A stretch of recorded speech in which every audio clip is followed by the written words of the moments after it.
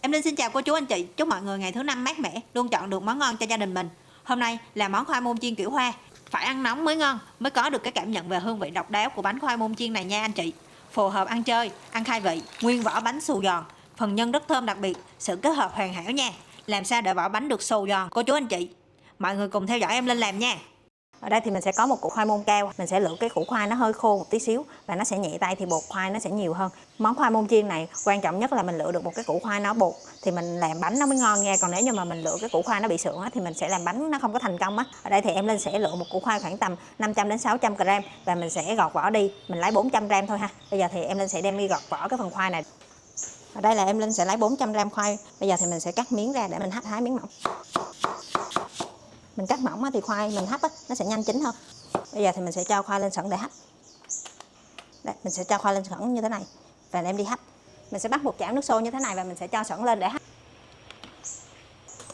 Để khoai chín thì mình sẽ hấp từ 20 đến 25 phút và mình sẽ bật lửa lớn để hấp. Tiếp theo ở đây thì em mình sẽ có bột để pha chung với lại khoai để mình chiên. Em mình sẽ dùng là bột tàng mì. Hôm nay mình sẽ sử dụng của bột xanh ký ha. Bột tàng mì này hôm nay em Linh sẽ dùng tới 200 g bột tàng mì. Bột tàng mì thì mình sẽ cho vào thố như thế này. Để lát nữa khoai mình hấp xong thì mình sẽ cho vào đây để mình trộn luôn nha. Ngoài bột tàng mì ra thì ở đây em Linh sẽ chuẩn bị thêm 100 g mỡ heo nữa. Bột tàng mì khoai môn hấp kết hợp mỡ heo giúp vỏ xốp mềm không bị chai cứng. Nếu như mà mọi người không có mỡ heo thì mọi người có thể dùng đến dầu ăn.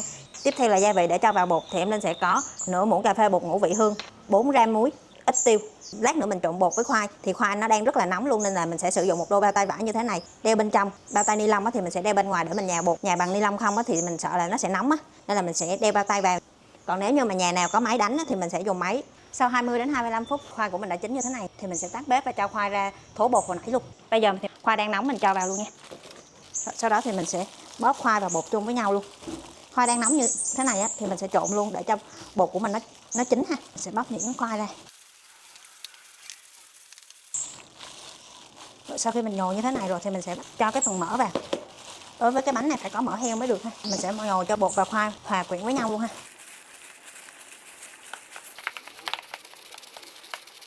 Rồi bây giờ thì mình sẽ cho gia vị vào.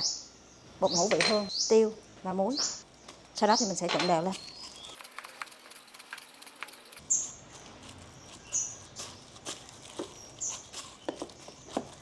Rồi mình trộn được 4 đến 5 phút như thế này rồi. Bây giờ thì mình sẽ cho ra miếng lăn bột để mình nhồi thêm một lần nữa. Mình sẽ nhồi lại thêm một lần nữa. Nó sẽ có những cái miếng khoai môn nó chưa có được mịn dàn ra như thế này và mình sờ thử coi chỗ nào chưa mịn thì mình dàn lại cái phần khoai môn nha. Để cho bánh chiên xù hơn, mình sẽ cho bột khai nha.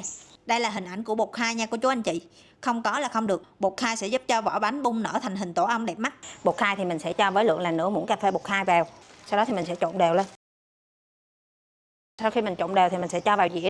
Cái này mình phải để trong ngăn mát tủ lạnh 2 đến 3 giờ thì mình mới nặn nhân. Đây, mình sẽ bật ráp phút lại. Và mình sẽ để vào ngăn mát tủ lạnh tầm 2 đến 3 giờ thì mình mới làm được.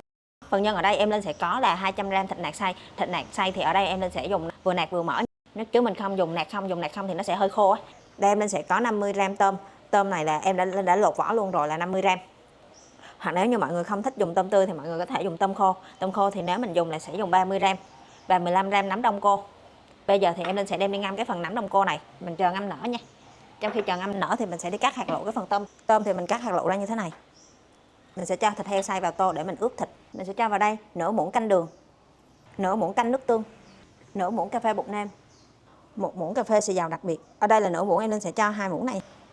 Để cho thịt mềm hơn, em Linh sẽ cho vào đây 2 muỗng canh nước lọc. Sau đó thì mình trộn đều.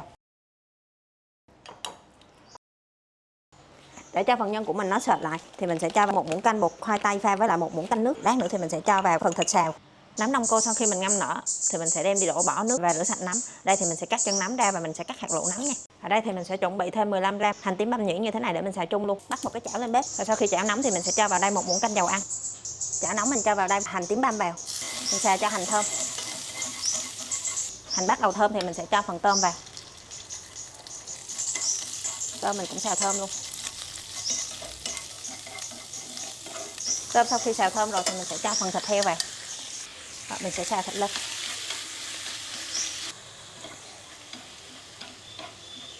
Mình xào cho phần thịt này hơi tái lại thì mình sẽ cho phần nấm đông cô vào.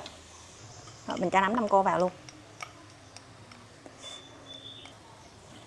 Mình đảo đều.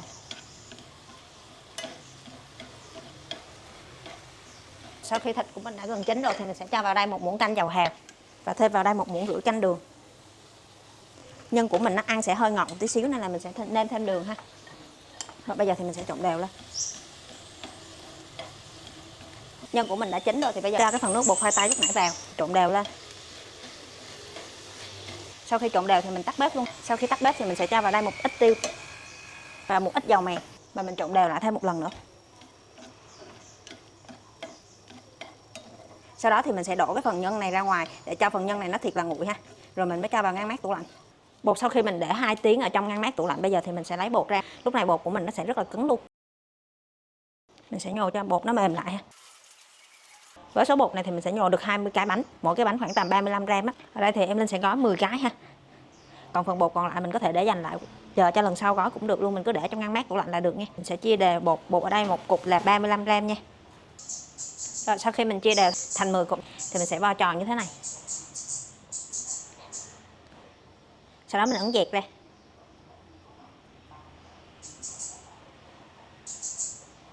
Sau đó mình dàn mỏng như thế này để mình cho nhân vào ha.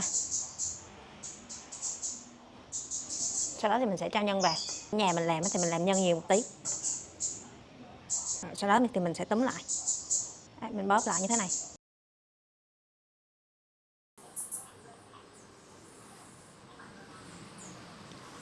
Mình bóp ở trên mép này là được. Rồi, mình sẽ để qua khay để lát nữa mình chiên ha. Những cái còn lại mình làm tương tự. Đây là mình đã làm xong 10 cái rồi và mình sẽ chừa một tí xíu bột để mình thử dầu. Nếu như nhà mình có cái nhiệt kế đo dầu thì cũng được. Rồi bây giờ thì mình sẽ đi chiên bánh. Trước khi mình chiên bánh thì mình sẽ chuẩn bị một cái rây như thế này. Rây của mình nó phải bằng phẳng. Rồi sau đó thì mình sẽ cho bánh lên như thế này. Mình sẽ dẫn cho bánh nó đứng để mình chiên cho nó dễ.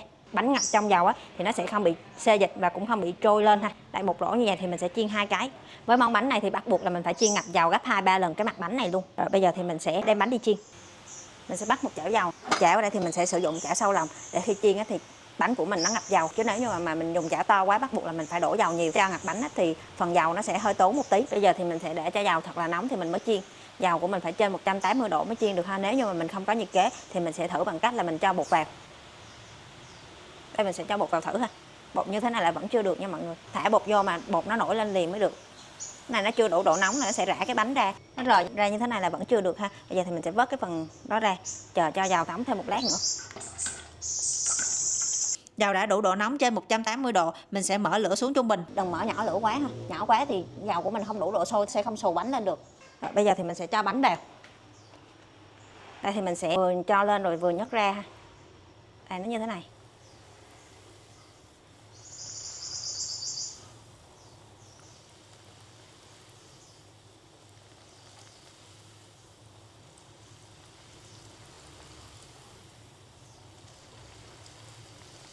Sau đó thì mình sẽ thả vô luôn.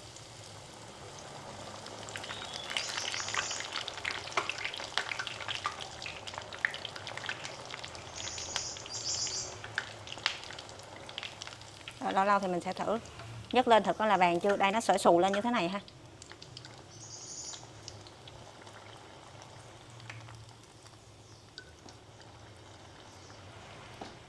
Xù vàng như thế này là được rồi ha. Bây giờ thì mình sẽ nhấc ra luôn. Đây, mọi người thấy là nó xù lên rất là nhiều luôn. Những lần sau khi chiên mỗi lần chiên khoảng 1 phút là được, vì dầu đã đủ độ nóng chứ không phải chờ dầu như lần đầu tiên. Nhớ thử, đừng ngó lơ món khoai môn chiên kiểu Hoa này. Em Linh rất vui khi cô chú anh chị xem được món ăn này và thử trải nghiệm cho mình và gia đình. Cảm ơn mọi người đã xem hết video và hẹn gặp lại mọi người ở những món ăn tiếp theo.